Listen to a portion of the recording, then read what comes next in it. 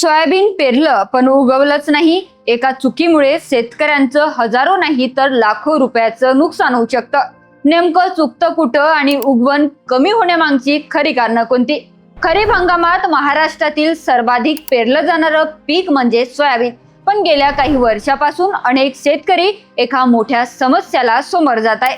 पेरणी केली, पाऊसही झाला, पण बियाण्याची उगवणच कमी झाली. काही ठिकाणी तर पुन्हा पेरणी करण्याची वेळ आली. मग प्रश्न असा पडतो की याला जबाबदार कोण? बियाणं, हवामान की शेतीची पद्धत? सर्वात पहिलं कारण म्हणजे बियाण्याची गुणवत्ता. अनेक वेळा शेतकरी स्वतःकडील जुनं बियाणं वापरतात किंवा उगवण क्षमता तपासल्याशिवायच बियाणं खरेदी करतात. पण जर बियाण्याची उगवण क्षमता कमी असेल तर कितीही चांगली शेती केली तरी अपेक्षित उगवण मिळत नाही. त्यामुळे पेरणीपूर्वी बियाण्याची उगवण चाचणी करणं अत्यंत गरजेचं आहे. दुसरं महत्त्वाचं कारण म्हणजे बीज प्रक्रिया न करणं.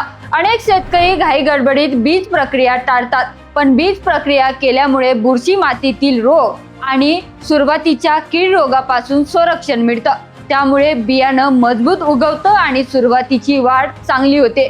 तिसरं कारण म्हणजे पेरणीची वेळ आणि खोली. अनेकदा पहिल्या पावसानंतर लगेच पेरणी केली जातात, पण जर जमिनीत पुरेसा ओलावा नसेल तर बियाणं उगवण्याऐवजी सडण्याची शक्यता असते.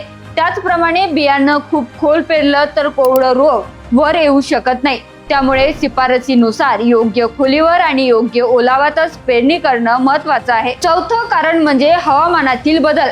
आज कधी अतिवृष्टी तर कधी दीर्घ खंड पडतो. पेरणीनंतर अचानक मुसळधार पाऊस झाला तर बियाणं वाहून जाऊ शकतं किंवा कुजू शकतं आणि पाऊसच नाही पडला तर उगवण अर्धवट राहतं. हवामानातील ही अनिश्चितता आज शेतकऱ्यांसाठी मोठं आव्हान बनली आहे. याशिवाय जमिनीचा कडक झालेला पृष्ठभाग, सेंद्रिय कर्बाचं कमी प्रमाण आणि अयोग्य निचरा याचाही उगवणवर परिणाम होतो. म्हणूनच तज्ज्ञ सांगतात की प्रमाणित बियाण्याची निवड करा, पेरणीपूर्वी उगवण चाचणी करा, शिफारसीनुसार बीज प्रक्रिया करा आणि पुरेसा ओलावा झाल्यानंतरच पेरणी करा. कारण पेरणी ही फक्त बियाणं टाकण्याची प्रक्रिया नाही, ती संपूर्ण हंगामाच्या यशाची सुरुवात असते. सुरुवातीला चूक झाली तर त्याचा फटका शेवटपर्यंत बसतो. तुमच्या भागात यंदा सोयाबीनची उगवण कशी झाली? कोणत्या अडचणी आल्या? तुमचा अनुभव कमेंटमध्ये नक्कीच सांगा. अशा शेतीविषयक महत्त्वाच्या आणि विश्वासार्ह माहितीसाठी ॲग्रोटेक मराठीला फॉलो आणि सबस्क्राईब करायला विसरू नका.